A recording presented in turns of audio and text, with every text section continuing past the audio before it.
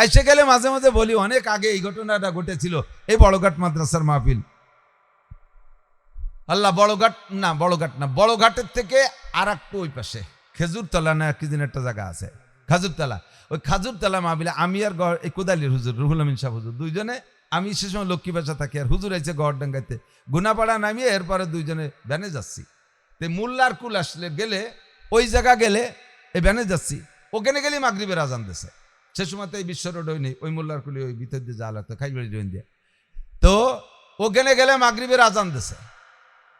আজান শুনেই আমরা বললাম, ড্রাইভার ডান দিক মসজিদ আছে, ঢুকে যাই। ড্রাইভার আমাদের কথা এক সেকেন্ডও দেরি করলো না, হ্যান্ডেল ঘুরাই দিয়ে ঢুকাই দিয়ে নামাজ পড়লাম। রুহুল আমিন সাহেব হুজুরে পাইয়ে ইমাম সাহেবকে, হুজুর আপনার পায়ে ধরে নামাজটা আপনি পড়ান। হুজুর পড়াইলেন নামাজ। হুজুরের যে মজার কিরাত শুনলে তো দিল ঠান্ডা হয়ে যায়। নামাজ পড়িয়া বেরোইছি, ভ্যানে আবার উঠছি, দেখি যে ভ্যানওয়ালা একটু হাসি হাসি খুশি খুশি ভাব। তা আমি বললাম, কি খবর আপনার, কি কোনো নতুন ভালো খবর হয়েছে না? তো খুশি কে? কয় যে হুজুর খবরের কি আছে, আজকে একটা টেনশনে ছিলাম, সেই টেনশনটা চলে গেছে। টেনশন চলে যাওয়ার পরে আর একটা বড় নিয়ামত পাইছি। টেনশন কি? আমি অনেক সময় বক্তা হুজুরকে নিয়ে আদান প্রদান করি, তো দেখা যায় যে আর 1 কিলোমিটার দূর আছে, এই জায়গাতে আজান দেশে, এই জায়গায় নামাজ পড়লে জামাত পাই, ও জায়গা গেলে জামাত পাই না। এখন হুজুর কয় যে আর 1 কিলোমিটার আছে যাইয়ে পড়বো, ও জায়গা যাতে যাতে জামাত পাই না। এই করে অনেক সময় হুজুরকে বলতে যাইয়া আমার এই জামাত মিস হওয়ার সম্ভাবনা থাকে, এক সময় গেছে। তো আজকেও ভয় পাচ্ছিলাম যে আপনারা দুই বড় হুজুর যদি কোন যে যাইয়ে নামাজ পড়বো, তাহলে তো জামাত পাবো না। এই যে টেনশন ছিল, এখানে নামাজ পড়ার কারণে সেই টেনশনটা চলে গেছে। এ হলো এক খুশি। 2 নম্বর, কুদালির হুজুরের পিছনে নামাজ পড়তে পারে দিলটা ঠান্ডা হয়ে গেছে। এই খুশি জাহির করে একজন ভ্যানওয়ালা টাইম মতো নামাজ পড়তে পারে, খুশি হয়েছে, বলেন না আলহামদুলিল্লাহ। সব ভ্যানওয়ালা এরকম হয়ে যাক, রিক্সাওয়ালা এরকম হয়ে যাক, গাড়ির ড্রাইভার এরকম হয়ে যাক, তাহলে যাত্রীদের কারো নামাজ নিয়ে কোনো বিড়ম্বনায় পড়তে হবে না, ঠিক কিনা?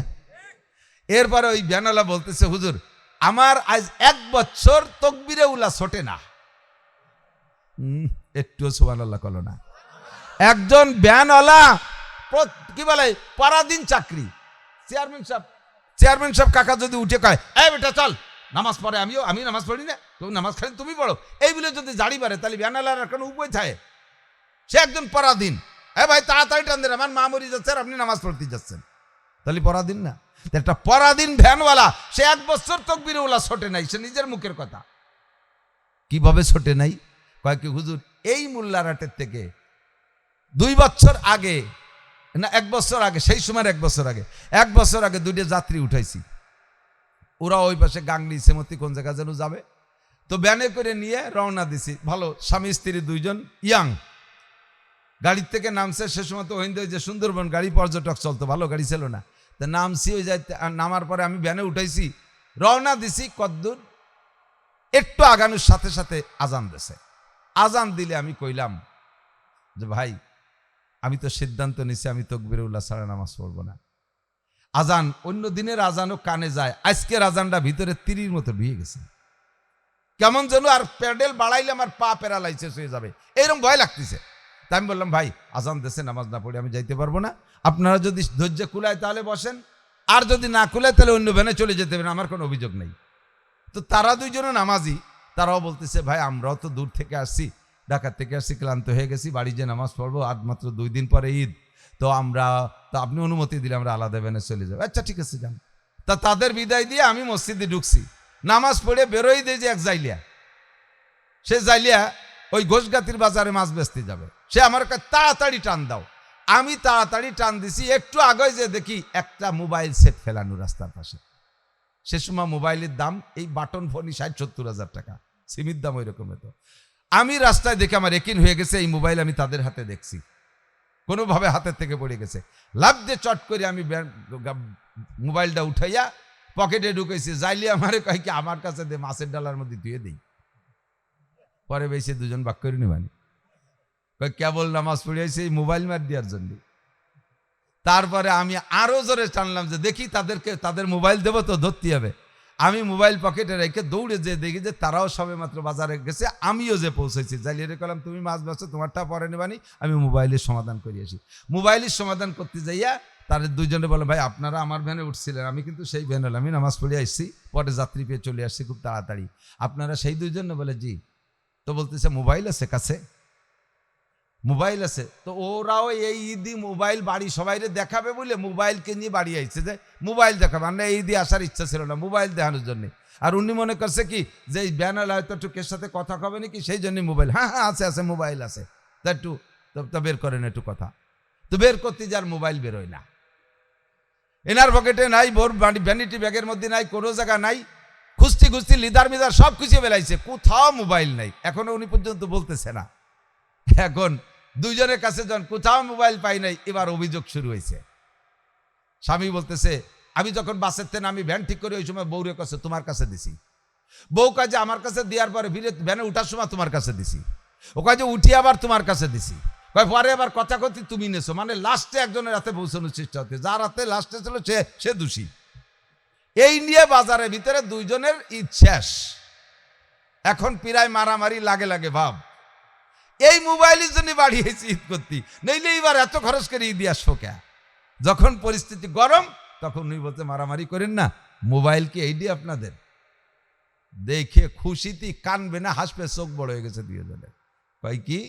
এরপরে কয় জি ভাই মোবাইল আমাদের। এই নেন মোবাইল।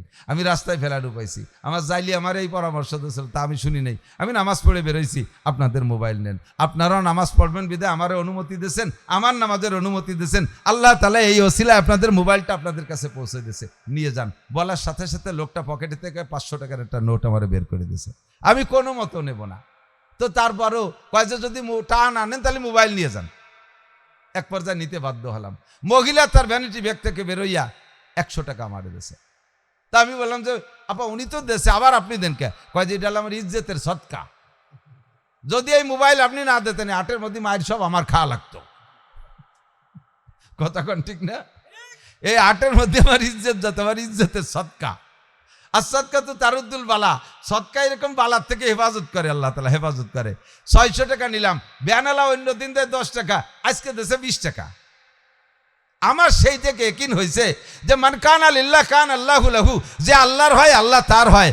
আমি ভ্যানটা ওই দুজনের নিয়ে আসলি, ঈদের সময় 20-40 টাকাই না দিত, আমি তাদেরকে আনি নাই, বাইল জ্বালিয়ে দিয়েছে 20 টাকা। আমি তাদের কাছ থেকে বিনা পরিশ্রমে 600 টাকা পেয়ে গেছি। আর খুশিতি এ ভাই পুকুর ভরে এই খাল ভরে জাল খেয়ান, একটা সেলা একটা ফুটি একটা তেলি উঠাই একটা বাইতে উঠাই, এই অতি অতি কচড়ি জড়ে একটা খাওয়া দিয়েছেন, এত বড় কাতলা একটা পাইছেন, বেশি বেশি আর এক কচড়িতে আর একটা খেয়াও দেবেন। আর 2 ঘন্টা খেয়াবেন না, কারণ বাইদি গেছে কাম সারা, এক খেয়াতে কাম সারা। যখন এক খেয়াতে তার 600 টাকা বাইদি গেছে, ও কয়া বিকেলে ভ্যান না চালাইয়া বাড়ি চলে আইছি। আইসা বাড়ি ভ্যান খান তুইয়া মসজিদে গেছি, যে দেখি যে তবলিগ জামাত 3 দিনের জামাত, চিল্লার জামাত। আইসে তারা তশকিল করতে যে ভাই 3 দিনের জন্য কে যাবেন? আমি দাঁড়াই গেলাম যে আমি যাব। আমি সে সময় ডেলি 50 টাকা কামাই করি। তো আল্লাহ 50 টাকা মানে কি 600 টাকা 12 দিনের কামাই, 600 টাকা 12 দিনের কামাই। আল্লাহ তাআলা বিনা পরিশ্রমে আমাকে 12 দিনের ইনকাম দিয়ে দিয়েছে। আমি আল্লাহরে 3 দিন দেবো, তো আমরা অসুবিধা কি? সেই থেকে হুজুর আমি তবলিগের সময় লাগাই, আর আমি তাকবীরুল্লাহ মিস করি না। তা আজকে ভয় পাচ্ছিলাম যে আপনাকে 2 বড় হুজুরির কারণে মিস না হয়ে যায়, তাও মিস হয়নি। এজন্যই শকর, যেই জন্যই আমার খুশি খুশি দেখতেছে। আল্লাহু আকবার। যে কথা বলছি ইরফানহু যিকুল আইশ, ও দোস্ত যুবক বিশ্বাসটা করো, অনলি তুমি 40টা দিন আল্লাহরে ট্রাই করো, নামাজের রুজির বরকত বাড়ে। এই ইয়াকিন রেখা, এই ইয়াকিন না তুমি দুনিয়ার লোভেই পড়ো না, নামাজ পড়োই না দুনিয়ার লোভে, আমার আল্লাহ ব্যর্থ হওয়া যাত না। কতক্ষণ? 40টা দিন তুমি আল্লাহর প্রতি বিশ্বাস রেখে নামাজ পড়ো, দেখবা রুজির বরকত আসবেই আসবে, নিঃসন্দেহে আসবে। 5 পুরস্কারের 1 নম্বর পুরস্কার হলো ইরফানহু যিকুল আইশ। চাকরি পাও না নামাজ পড়ো, ব্যবসা ভালো হয় না নামাজ পড়ো, খেত খামার করছো ফসল হয় না নামাজ পড়ো। আরে যা কিছু করো, যেখানে যে ব্যর্থ হও, ওই ব্যর্থতাকে দূর কইরা সার্থকতা অর্জন করতে হলে তোমাকে নামাজে আসতে হবে। নামাজ তোমার সকল সমস্যার সমাধান করে দিবে আল্লাহ পাক রব্বুল আলামিন নামাজের মাধ্যমে। 2 নম্বরে আযাবুল কবর। আমার দিক তাকান, কবর আযাব সত্য না মিথ্যা? মিথ্যা না সত্য? দেখছেন নাকি কোনোদিন? দেখা লাগবে না, বরঞ্চ দেখারও নজির আছে। আমি কোনো এক মাদ্রাসায় পড়াইতাম, ওই মাদ্রাসার পিছনে কবরস্থান। ওই এলাকার একজন মুরব্বী ইন্তেকালের পরে কবরস্থানে দাফন করেছে। 3 দিন 4 দিন পরে হঠাৎ করে ওই কবরস্থানের পাশ দিয়ে বিলির ভিতরে গরু নিয়ার আলট কিষেনরা মাঠে যায় ওই আলোর দিয়া, গরু টরু নিয়ে যায় বিলির ভিতরে। গরু যখন কবরস্থানের কাছে যায়, জিব্বে বার হইয়া গ্যাস রাইয়া উল্টো পাল্টা দৌড় শুরু করে। মানুষে টের পায় না ঘটনা কি। এর মধ্যে দেখে ওই যে পাশে কবরস্থান, ওই কবরস্থানের থেকে ধোঁয়া উড়া শুরু হয়ে গেছে, বুগলা মেরে ধোঁয়া উঠতেছে। মানুষে টের পায় না, কবরবাসীর কবরে আযাব হয়, মানুষে টের পায় না, প্রাণীতে অনেকটা টের পায়। কবরস্থানে গরু বাঁধলেই দেখবেন অনেক কবরস্থানে গরু থাকতে চায় না, রশি ছিঁড়ে বুড়ে চলে আসে। ভিতরে যে গুরজুর আওয়াজ হচ্ছে, গুম গুম আওয়াজ হচ্ছে, এইটা এসে তারা কানে শুনতে পারে। আল্লাহু আকবার। এরপরে দেখি যে সত্যি আগুন উঠতে, ধুমা উঠতেছে। ওলামায়ে কেরাম আমরা তারপরে খতম করে দোয়া কালাম পড়া তার ছেলেদেরকে বললাম কিছু সদকা করো বাপের নামে, হয়তো তোমার আব্বার কোনো অন্যায়ের কারণে কবরে আযাব হচ্ছে, আযাবুল কবরে হক্কুন। এই কবর আযাব থেকে বাঁচার জন্য অন্য কোনো বিকল্প ব্যবস্থা নাই, কোনো ব্যবস্থা নাই। 1000 হজ থাকবে আপনার আমলনামায়, 1000 হজের নেকি আছে, এ নেকি দিয়ে আপনার অন্য কাজ চলবে। 1 লাখ কোরআন খতম আছে, তাই দিয়ে অন্য কাজ চলবে। আপনার তাহাজ্জুদের নামাজ আছে, তাই দিয়ে অন্য কাজ চলবে। কোটি কোটি টাকা দান করা আছে, তাই দিয়ে অন্য কাজ চলবে। কিন্তু কবর আযাব ঠেকানোর জন্য আর কোনো আমল নাই। কবরের থেকে, কবর আযাব থেকে যদি বাঁচতে হয় একমাত্র নামাজ ছাড়া বিকল্প ব্যবস্থা নাই। কবর আযাব থেকে যদি যুবক ভয় পাও, ও আমার পর্দার আড়ালের মা বোনরা, পাগলামি করিস না। কবর আযাবরে যদি ভয় পাওয়ার বিশ্বাস করো, বাঁচার আর কোনো তদবির নাই, একমাত্র তদবিরের নামাজ। তদবিরের নাম হলো নামাজ। 2টা পুরস্কার। 3 নম্বর পুরস্কার হলো ইউতিহিল্লাহু কিতাবাহু বিয়ামিনিহি। হাসরের মাঠে যাকে আল্লাহ তাআলা ডান হাতে আমলনামা দিবেন, ডান হাতে যারা আমলনামা দেবে, ফামান উতিয়া কিতাবাহু বিয়ামিনিহি ফাসাওফা ইউহাসাবু হিসাবান ইয়াসীরা। যাকে আল্লাহ তাআলা ডান হাতে আমলনামা দেবে তার হিসাব একেবারে সহজ হয়ে যাবে। কি সহজ হবে একটু পরে বলবো। তাহলে ময়দানে মাশারে আল্লাহ আসমান থেকে আমলনামা ছাড়বেন। এ কথা সত্য না মিথ্যা? মিথ্যা না সত্য একটু বলেন না। আমলনামা আসমান থেকে ছাড়বে, মিথ্যা না সত্য? ওই আমলনামা দুই প্রকার, ডাইন হাতের আমলনামা, বাম হাতের আমলনামা। কোনো বেঈমানরা জীবনেও কোনোদিন ডাইন হাতে আমলনামা পাবে না। কাফের, বুদ্ধ, হিন্দু, খ্রিস্টান, অমুসলমান যারা আছে তারা ডাইন হাতে আমলনামা পাবে না। মুসলমানদের মধ্যে যারা ইমানদার, যারা নামাজি, আল্লাহ রসুল বলেন এই ডাইন হাতে আমলনামা পাওয়ার আর কোনো আমল নাই, একমাত্র নামাজ।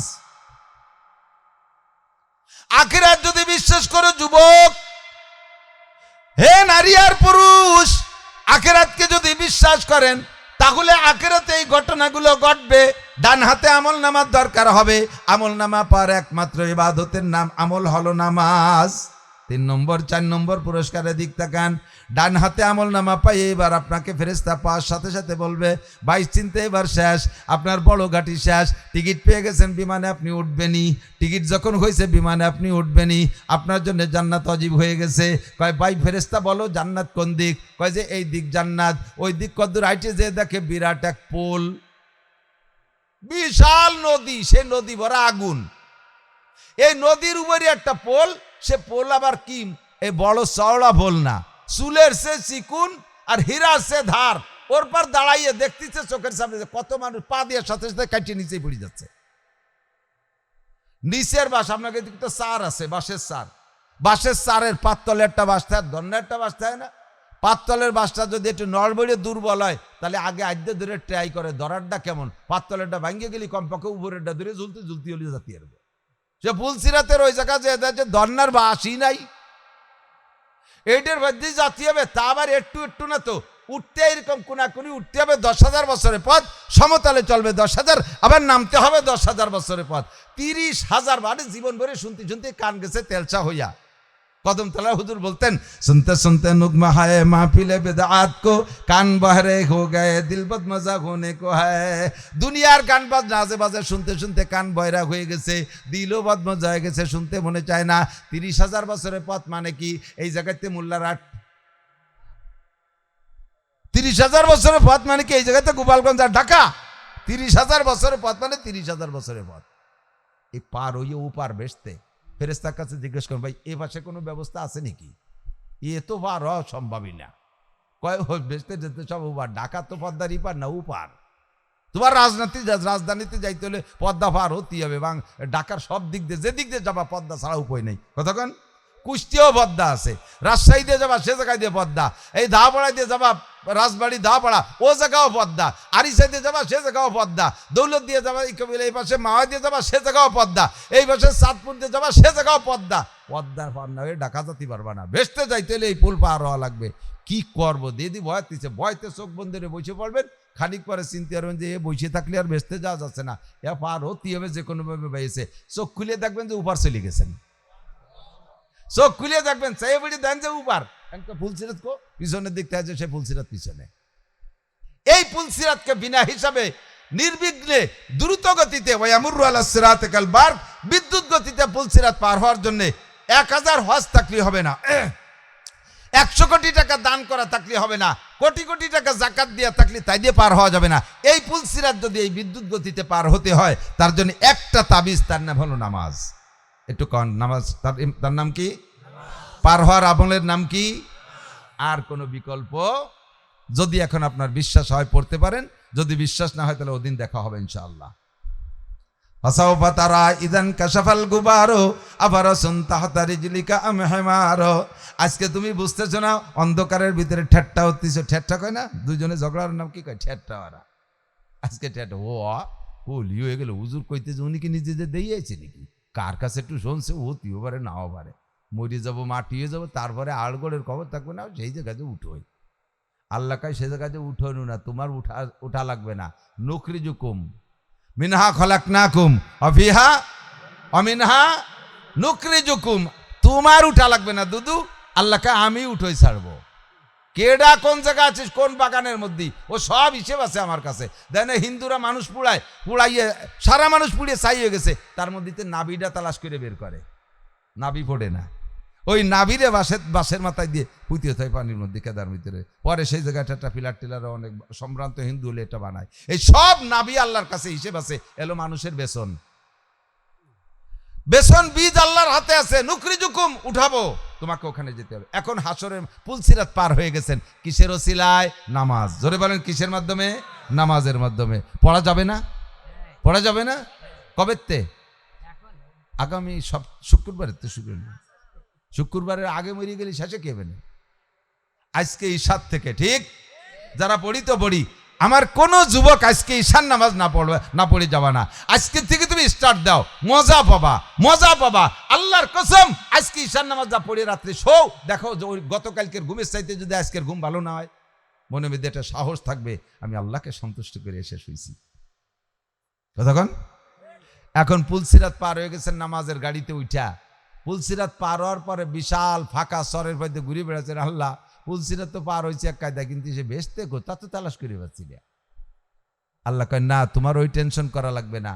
ফুলসিরাত পার হইয়ে বঙ্গোপসাগরের স্তরের মধ্যে ফাঁকা তালাশ করে বেড়ানো লাগবে না। ওয়াদখুলুল জান্নাতা বিগাইরি হিসাব, যে কথাটা বলবো বলে পুরো হাদিস কইছি।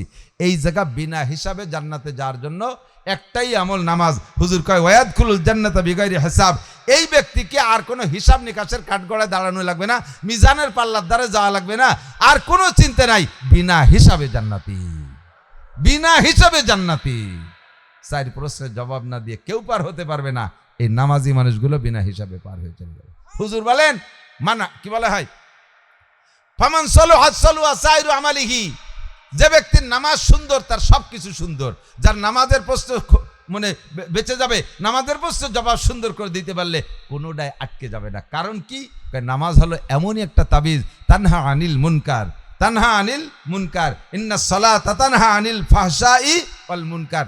নামাজে নামাজিকে সকল অন্যায় থেকে ফিরায়, নামাজে নামাজিকে সব আকাম থেকে ফিরায়, সুদের থেকে ফিরায়, ঘুষের থেকে ফিরায়, তারপরে চুরি থেকে ফিরায়, ডাকাতি থেকে ফিরায়, মারামারি থেকে ফিরায়, অকথ্য ভাষায় গালাগালি কাজাকাজি করার থেকে ফিরায়, মদ গাজে আবা ভেঞ্চিলির হিরোইন থেকে ফিরায়। এই ফিরানুর তাবিজের নাম হলো নামাজ। কাজেই যার নামাজ সুন্দর তার সমস্ত গুনাহ থেকে সে বেঁচে গেছে, আর সব নেকামলগুলো করছে, কাজে এই লোকটা বিনা হিসাবে জান্নাতি। 4 প্রশ্নের জবাব না দিয়ে সামনে বাড়ার কায়দা নাই। 1 নম্বরে আনুমরিহি ফিমা আপনা। ও বাবারে খালি ভাষা শুনেন না, পায়ে ধরি একটু লক্ষ্য করে শোনেন। যুবকরা পায়ে ধরি একটু লক্ষ্য করে শোনা, একটু তুমি আমি আপনি একটু হিসাব লাগাই না, আমার জিন্দেগিতে কি করছি। সাহেবুল বাইত আদরা বিমা ফিহে, ঘরওয়ালাই জানে ঘরের মধ্যে কি আছে। সাবালেগ থেকে নিয়ে আজকে পর্যন্ত যাদের বয়স, সাবালেগের থেকে নাবালেগ থাকতে কোনো হিসাব নিকাশ নাই, সাবালেগের উপরে যাদের বয়স হয়েছে প্রত্যেকটা মানুষের ভিতরে, আমি চ্যালেঞ্জ করে বলতে পারি এ জমানায় প্রত্যেকটা মানুষের ভিতরে এমন এমন অন্যায় করা আছে যা মানুষের কাছে ব্যক্ত করা সম্ভব না। জীবনের সবচাইতে নিকটতম ক্লোজ ফ্রেন্ড, যার কাছে পেটের কথাও কয়ে দিচ্ছ সব, কিন্তু এমন অন্যায় একটা রয়েছে যা তার কাছে কওয়া যায় না, প্রত্যেকটা মানুষের মধ্যে থাকে। এটা ব্যক্ত করবেন না। অনেকে গল্পের ভিতর দিয়ে অনেক সময় আভ্যন্তরীণ গোপন গুনার কথা বন্ধু বান্ধবের কাছে বলে ফেলে। যুবক, কইস না, তুমি গোপনে একটা মাইর হয়ে গেছে, একটা অন্যায় হয়ে গেছে, একটা গুনাহ করা হয়ে গেছে, তুমি একাই করে ফেলাইছো, বন্ধুরা জানে না, কেউ জানে না, তুমি জানো আর আল্লাহ জানো। আল্লাহর নাম সত্তার। আল্লাহর নাম কি? সত্তার, মানে গোপনকারী। সে গোপন করে রাখছে, ঢেকে রাখছে। তুমি গোপনে একদিন মাফ চাইও, গোপনে মাফ করে দেবে। কিন্তু বন্ধু মহলে গল্প করতে করতে যে যদি সেরে এই করেছি, ওটা করেছি, সেদিন যা করলাম রে দোস্ত, এই করে ফেলাইছি, যে কয়জনের কাছে কইছে ওই কয়জন সাক্ষী হয়ে গেছে। আল্লাহ এবার গোপনে মাফ করতে পারবে না। কয় যে ওরা দিক, কয় যে ওরা যে সে আল্লাহ ওর এত বড় গুনাহ মাফ করে দিলে, কয় তুই জানলি কে রে? কয় তো আমাকে কাছে কইছে, আমরা সাক্ষী। এই সাক্ষী বানা বানা করে শোভা। এবার গোটা জিন্দেগির হিসাব দেওয়ার জন্য প্রস্তুতি নাও। তা যদি না পারি তাহলে বিনা হিসাবে পার হতে হবে, সেই প্রস্তুতি নিতে হবে। সেটা হলো নামাজ। কতক্ষণ পড়বেন? কোন জায়গা নামাজ পড়বেন? কোথায়?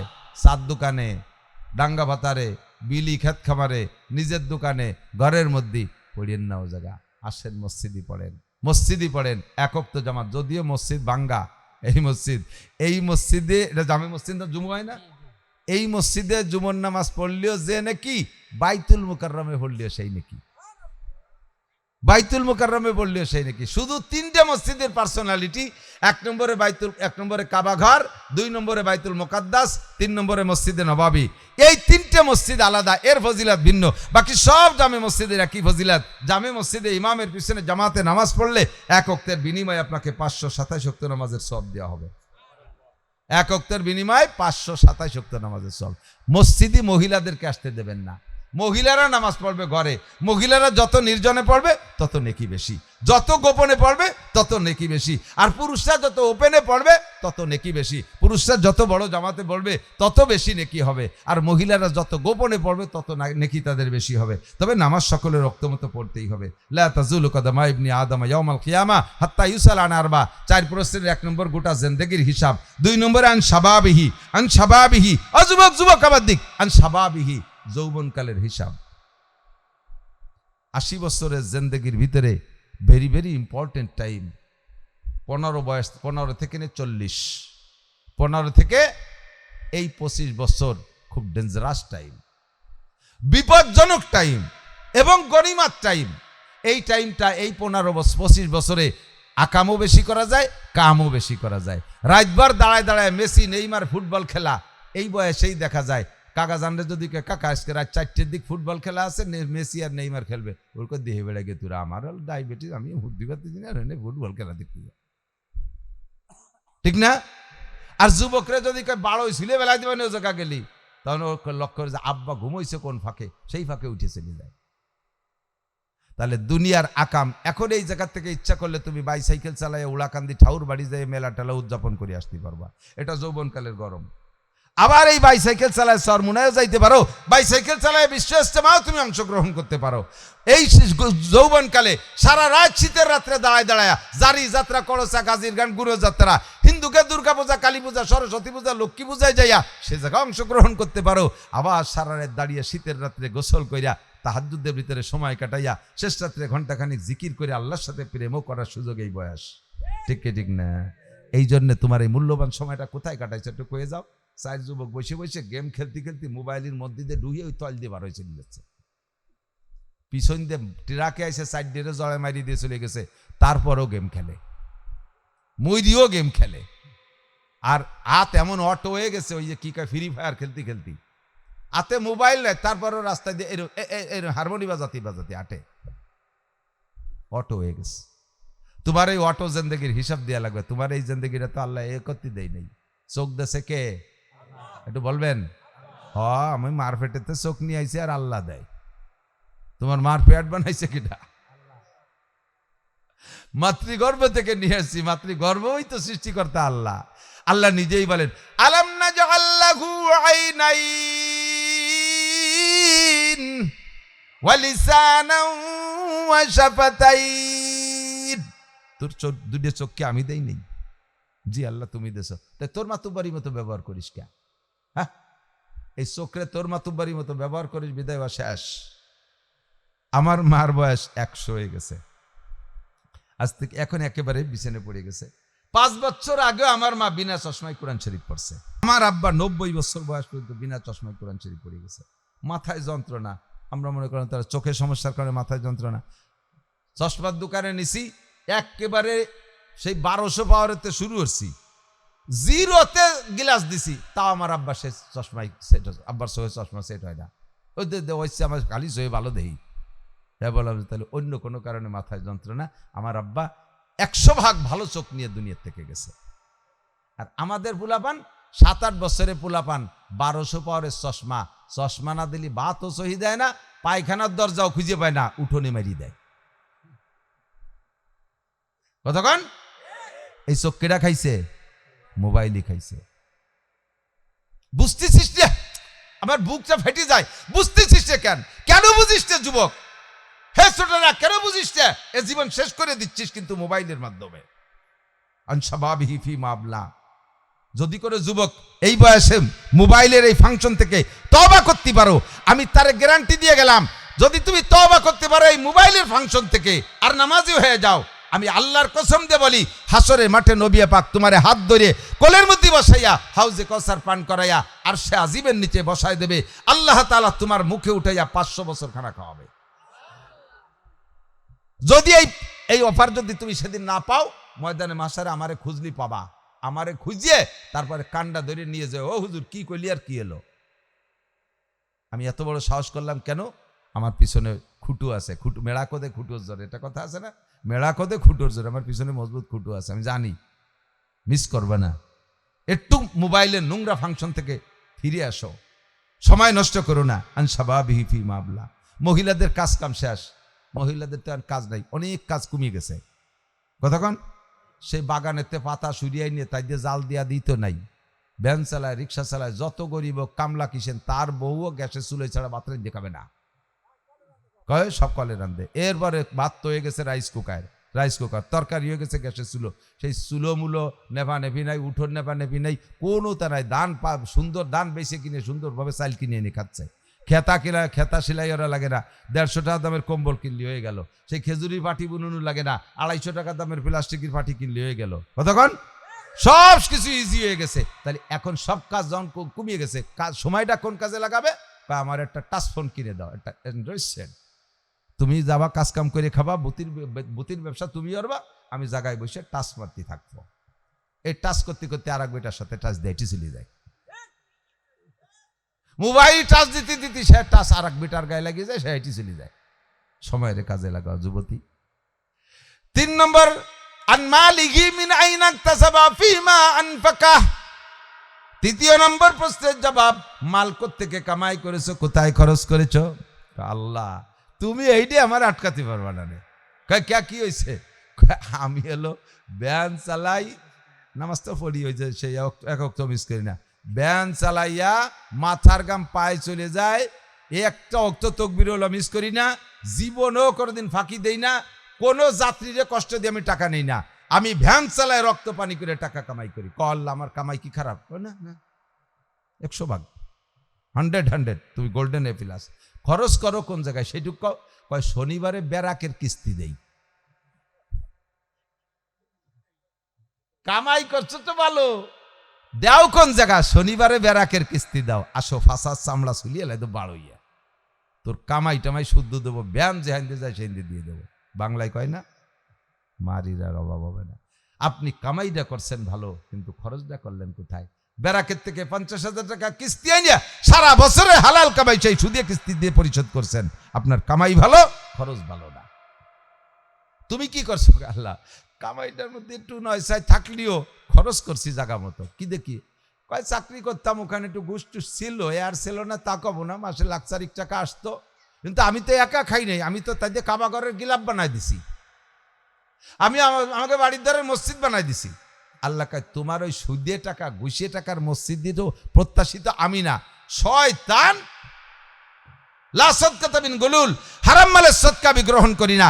ঘুষ খাইয়া সুদ খাইয়া টন মারিয়া মন মারিয়া দেশকে দেশ মসজিদ বানাবি, ওই মসজিদ তোর তো ওই মসজিদ কামনা আমি করি না। বেরিও এনতে বেরো, পাঁচার সামলা চুলি ফেলে দেয় পিটিয়া। মিনাই নাকতাসাবা ফি মান ফাঁকা। কথায় কি বুঝলাম? কামাইটাও ভালো হতে হবে, খরচটাও ভালো হতে হবে। কতক্ষণ? 4 নম্বর প্রশ্ন ইমিগ্রেশন, মাদা আমিলা বিমা আলিমা।